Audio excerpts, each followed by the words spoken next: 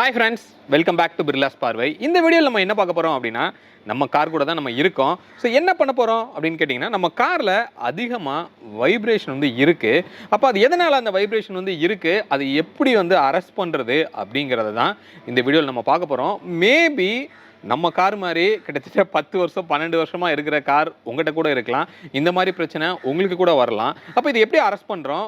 என்ன மாதிரி காஸ்ட் எஃபெக்டிவா அதை சரி பண்ணலாம் அப்படிங்கறத இப்போ நம்ம பார்க்கலாம். வீடியோக்குள்ள போலாம். வீடியோக்குள்ள போறதுக்கு முன்னாடி நம்ம சேனலை இன்னும் நீங்க சப்ஸ்கிரைப் பண்ணல அப்படினா சப்ஸ்கிரைப் பண்ணிக்கோங்க. பக்கத்துல இருக்க பெல் பட்டனை கிளிக் பண்ணிக்கோங்க. அப்பதான் நான் போடுற எஃபோர்ட் உங்களை வந்து ரீச் ஆகும். இப்போ வீடியோக்குள்ள போலாம்.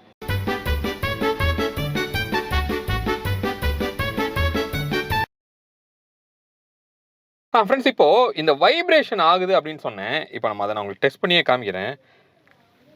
நம்ம யூஸ் பண்ண போகிற டிவைஸ் இதுதான். ஒரு கப்பில் ஒரு தண்ணி எடுத்துருக்கிறோம். இதை வச்சு நான் உங்களுக்கு மெஷர் பண்ணி காமிக்கிறேன்.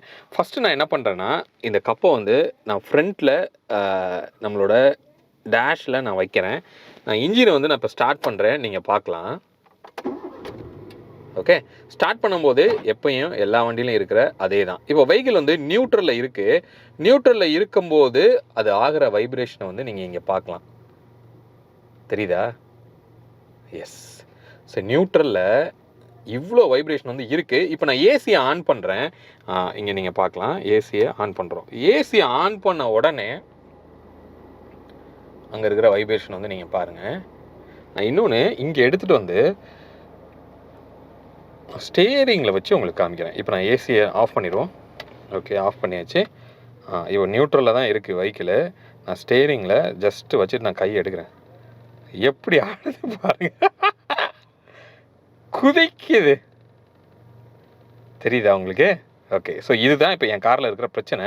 மேபி உங்கள் காரில் கூட இந்த பிரச்சனை வந்து இருக்கலாம். நியூட்ரலில் இருக்கும். இது அப்படி நான் ஏசி போடுவோம். ஏசி போடுங்க. தெரியுதா? வைப்ரேஷன் வந்து ஓரளவுக்கு நல்லாவே வந்து அரெஸ்ட் ஆகிருக்கு. இப்போது நமக்கு இருக்கிற பிரச்சனை வந்து இதுதான்.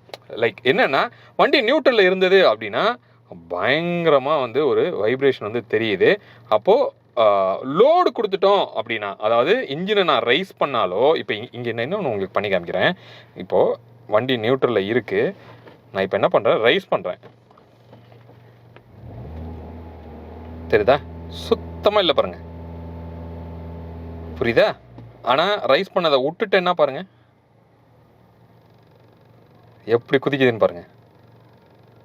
ஓகே, அப்போது இன்ஜினுக்கு லோடு கொடுத்தோம் அப்படின்னா நல்லாவே வைப்ரேஷன் சப்ரஸ் ஆகுது. அப்போ நான் ஹைவேலெலாம் போகும்போதோ நல்லாவே இருக்குது. ஆனால் வண்டியை நான் நியூட்ரலில் போட்டு நிப்பாட்டினேன்னா கிட்டு கிட்டு கிட்டு கிட்டு கிட்டு கிட்டு கிட்டு கிட்டுன்னு குதிக்குது. இப்போ இதுக்கு என்ன காரணமாக இருக்கும்? இது என்ன நம்ம சேஞ்ச் பண்ணால் சரியாகும் அப்படிங்கிறத இப்போ நம்ம பார்க்கலாம். ஃப்ரெண்ட்ஸ், இப்போது இந்த ப்ராப்ளத்தை சரி பண்ணுறதுக்கு நம்ம எங்கே வந்திருக்கோம் அப்படின்னா, ஆல் ஸ்பாட் ஆட்டோமோட்டிவ் அப்படின்னு சொல்லி மதுரை வாயிலில் இருக்கிற ஒரு கேரேஜுக்கு வந்திருக்கோம். நம்ம ஏற்கனவே 1-2 வீடியோ வந்து இதில் பண்ணியிருக்கோம். இப்போ நம்ம கூட இந்த கேரேஜோட ஓனர் மிஸ்டர் சுவாமிநாதன் வந்து நம்ம கூட இருக்காங்க.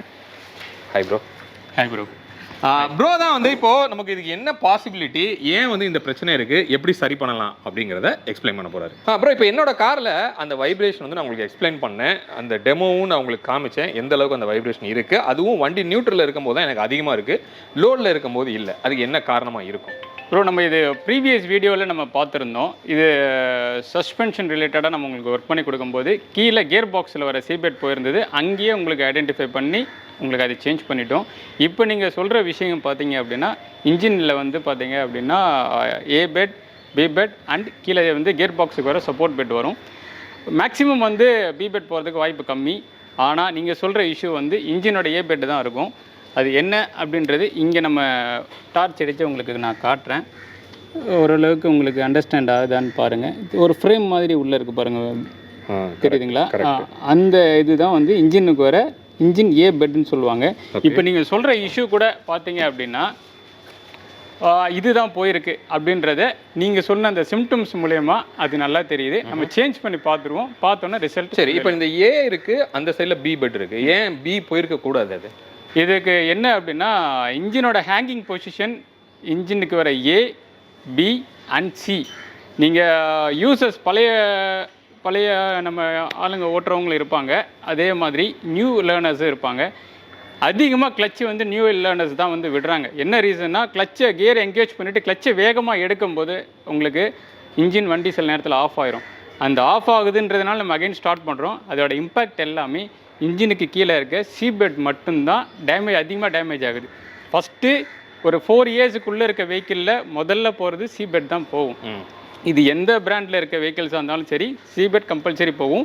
இன்ஜின் ஏபெட்டு எவ்ரி 4 இயர்ஸ் ஆர் 5 இயர்ஸ் கிட்ட அபோவ் மேலே போகும்போது அதோட வீக்னஸ் எல்லாமே ரப்பர் காம்பனண்ட்டு ஹைட்ராலிக் 2 விஷயத்தில் நம்மளுக்கு கொடுத்துருக்காங்க. 10 வருஷத்துக்கு பின்னாடி இருந்த வண்டி எல்லாமே ரப்பர் மோல்டட் வெஹிக்கிள். ஆனால் இப்போ வரது எல்லாமே ஹைட்ராலிக்கில் கொண்டாந்துட்டாங்க. இந்த பி பெட் அப்படின்றது நம்ம ஏன் செக் பண்ணாமல் ஏவை மட்டும் செக் பண்ணுறோம் அப்படின்னா இன்ஜினோட டோட்டல் வைப்ரேஷன் ப்ளஸ் டைமிங் பெல்ட்டாக இருக்கட்டும் செயினாக இருக்கட்டும் டிரைவ் எல்லாமே பார்த்தீங்க அப்படின்னா உங்களுக்கு ரைட் சைடில் தான் நடக்கும். அதாவது உங்களுக்கு டைமிங் பெல்ட் ஓடுறதுலேயே ஆல்டர்னேட்டர் ஓடுறது மெக்கானிசம் வந்து எல்லாமே கனெக்ட் பண்ணுற ரைட் சைடில் இருக்க பெட்ஸ் வந்து ஓவர் ஸ்ட்ரெயின் ஆகிறதுனால அந்த பெட் மட்டும்தான் இதில் மேக்ஸிமம் போகும். அப்போ பி போகிறதுக்கு வாய்ப்புகள் கம்மி. ஓகே, இப்போ நம்ம கார் வந்து கிட்டத்தட்ட 12 இயர்ஸ் ஆயிடுச்சு. நான் இது வரைக்கும் அந்த இன்ஜின் பெட் வந்து நான் டச் பண்ணி கூட பார்த்தது கிடையாது. அப்போ நமக்கு அந்த ஏ பெட் போயிருக்கிறதுக்கு வாய்ப்பு இருக்குன்னு நீங்கள் சொல்கிறீங்க? கண்டிப்பாக இருக்கும். ஓகே, இப்போ நம்ம அதை கலட்டி அதோட பொசிஷன் என்ன அப்படிங்கிறத நம்ம பார்த்துடலாம்.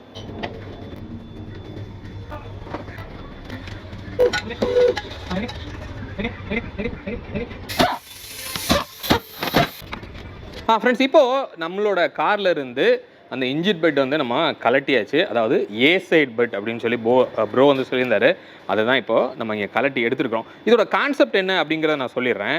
இதில் 2 எண்டு இருக்குது. இது வந்து ஒரு ஃபிக்ஸ்டு எண்டாக இருக்குது. இதுதான் வந்து காரோட பாடியில் அந்த ஃபிக்ஸ் பண்ணியிருக்காங்க. இந்த 2 ஹோல்ஸ் இருக்கு இல்லையா, இந்த இடத்துல தான் வந்து என்ன ஆகுது, இன்ஜினோட வெயிட் வந்து இங்கே தான் போய் கனெக்ட் ஆகுது. அப்போது இன்ஜின் வந்து கிட்டத்தட்ட எப்படி இருக்கும்னா நம்ம காரில் தொங்கிட்டு இருக்கிற மாதிரி தான் இருக்கும். அதை சப்போர்ட் பண்ணுறதுக்கு தான் கீழே சி பெட்டு, லெஃப்ட் சைடில் ஏ பெட்டு, ரைட் சைடில் பி பெட் அப்படின்னு சொல்லி கனெக்ட் ஆகிருக்கு. நம்ம இதுக்கு முன்னாடி நம்ம காரில் வந்து சஸ்பென்ஷன் மாற்றும் போது அந்த சி பெட்டை ஆக்சுவலாக மாற்றிட்டோம். நம்ம இப்போ வந்து ஏ பெட்டை நம்ம எப்படி இருக்குங்கிறத நான் உங்களுக்கு காமிக்கிறேன். ஸோ இந்த செல்ஃப் வெயிட் இதில் இருக்கும்போது இதுக்கு உள்ளே என்ன ஆகுதுன்னா இது போய் ரப்பரில் கனெக்ட் ஆகுது.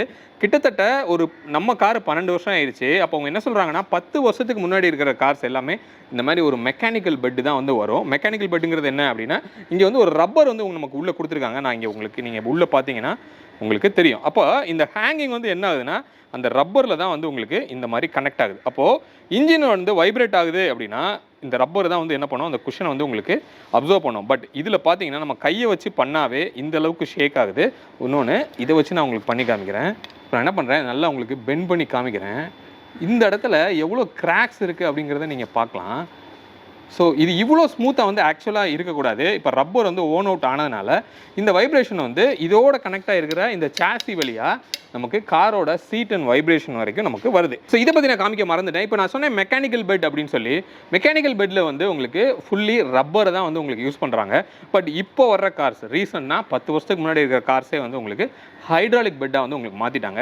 இதுதான் வந்து அந்த ஹைட்ராலிக் பெட் அப்படின்னு சொல்கிறோம். இப்போ இந்த ஹைட்ராலிக் பெட்னா என்ன அப்படின்னா உள்ளே வந்து ஒரு ஆயில் தான் வந்து உங்களுக்கு யூஸ் பண்ணுறாங்க.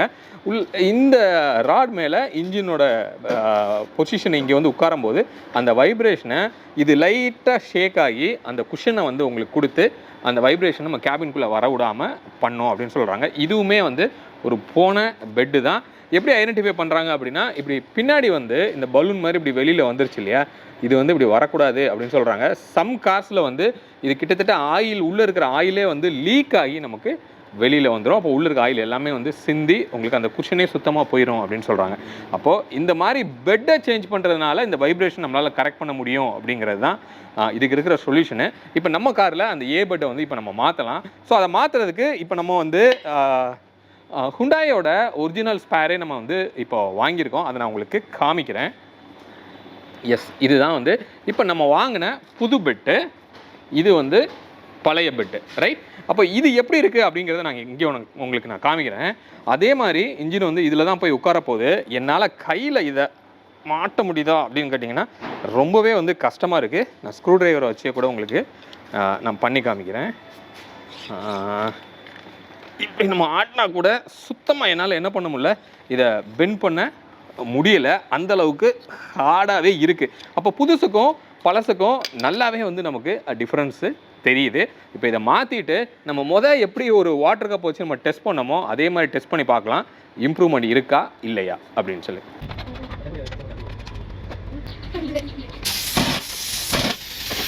ஃப்ரெண்ட்ஸ், இப்போது அந்த இன்ஜின் பெட்டை வந்து நம்ம மாற்றியாச்சு. இப்போ நம்ம அதே டெஸ்ட்டை மறுபடியும் பண்ணி பார்க்கலாம். ஸோ நம்மக்கிட்ட மறுபடியும் அதே கிளாஸ் ஆஃப் வாட்டர் இருக்குது. நான் என்ன பண்ணுறேன், வண்டியை ஸ்டார்ட் பண்ணுறேன். இப்போ நான் வந்து ஏசி எதுவுமே நான் போடல. பா ஏன் கார் இதெல்லாம் இருக்குது, இருந்தாலும் நம்ம டெஸ்ட் பண்ணி பார்ப்போம். இப்போ நான் என்ன பண்ணியிருக்கேன், ஸ்டேரிங்கில் வச்சுருக்கேன். சரிங்க, தெரியுதா? இதே கிளிப்பில் பிஃபோர் ஆஃப்டர் கூட நான் போடுறேன். இது வந்து ஆஃப்டரு, பிஃபோர் கூட இந்த பக்கம் நான் போடுறேன். வேற லெவலில் சைலண்ட்டாக இருக்குதுங்க. ஏன் கார் தானா அப்படின்னு எனக்கே டவுட்டாக இருக்குது. இப்போ நான் இங்கே வைக்கிறேன்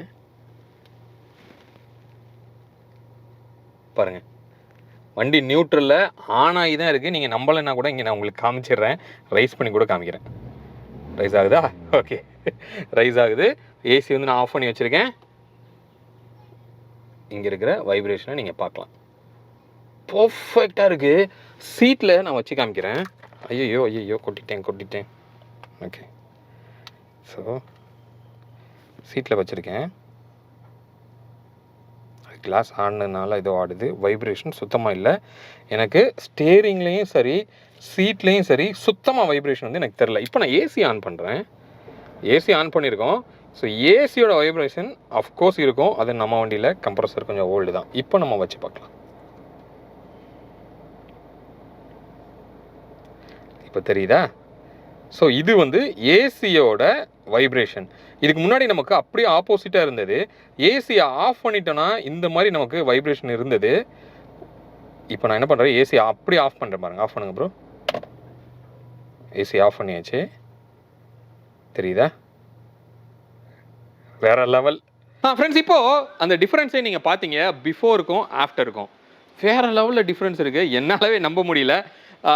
பட் இதில் என்ன அப்படின்னா, ஒரு சில பேர் என்ன தப்பாக கைட் பண்ணிடுவாங்க அப்படின்னா, ஸோ இந்த மாதிரி இன்ஜின் அதிகமாக வைப்ரேஷன் இருக்குது அப்படின்னா கண்டிப்பாக இன்ஜினில் வேலை இருக்குது அப்படின்னு சொல்லி தப்பாக கைட் பண்ணி தேவையில்லாமல் செலவை இழுத்து விட்டுறாங்க. அதை கரெக்டாக நம்ம புரிஞ்சுக்கணுங்கிறதுக்காக தான் இந்த வீடியோ. நமக்கு ரொம்ப அழகாக இப்போது இந்த ஒர்க்கை வந்து பண்ணி கொடுத்தது நம்மளோட ப்ரோ தான். நான் வந்து ப்ரோ கிட்ட சேலஞ்ச் பண்ணியிருந்தேன். ப்ரோ, இந்த பிரச்சனை எனக்கு கிட்டத்தட்ட 3-4 வருஷமாக இருக்குது, நான் சேலஞ்ச் பண்ணுறேன், இந்த பிரச்சனை போகாது அப்படின்னு சொல்லி. ப்ரோ வந்து சொன்னார், கரெக்டாக இன்ஜின் பெட் மட்டும் நான் மாற்றி காமிக்கிறேன், நீ எப்படி இருக்குன்னு பாருங்கள் அப்படின்னு சொல்லி. பயங்கரமாக டிஃப்ரென்ஸ் வந்து இருந்தது. Thank you so much bro. Bro வந்து கண்டிப்பாக உங்களுக்கு தெரிஞ்சிருக்கும், ஆல் ஸ்பாட் ஆட்டோமோட்டிவ் அப்படின்னு சொல்லி சுவாமிநாதன். அவரோட காண்டாக்ட் டீட்டெயில் டிஸ்கிரிப்ஷனில் கொடுத்துருக்கிறேன். இங்கே மதுரவாயில் அவரோட கேரேஜ் இருக்குது. உங்களுக்கு ஏதாவது டவுட் இருக்குன்னா தாராளமாக அவரை வந்து நீங்கள் ரீச் பண்ணலாம். இப்போ இதுக்கு எவ்வளோ ஆச்சுங்கிறத நான் சொல்லிடுறேன். இப்போ நம்ம வாங்கினது வந்து ஹுண்டாயோட ஜென்யூன் பார்ட்ஸில் தான் நம்ம வாங்கியிருக்கோம். இந்த இன்ஜின் பெட்டோட காஸ்ட் வந்து 2238 ரூபாயா, 83 ரூபா, கரெக்ட், 2283 ரூபா. 2300 ரூபா வந்து இந்த பார்ட், அந்த பெட்டு மட்டும் நமக்கு செலவாயிருக்கு. சரியா? ஹோப் இந்த வீடியோ உங்களுக்கு யூஸ்ஃபுல்லாக இருந்திருக்கும் அப்படின்னு நான் நம்புகிறேன். மீண்டும் அடுத்து வேற ஒரு வீடியோவில் உங்களை வந்து நான் சந்திக்கிறேன். அது வரைக்கும் உங்களிடமிருந்து விடைபெறுவது உங்கள் பிர்லா. பை.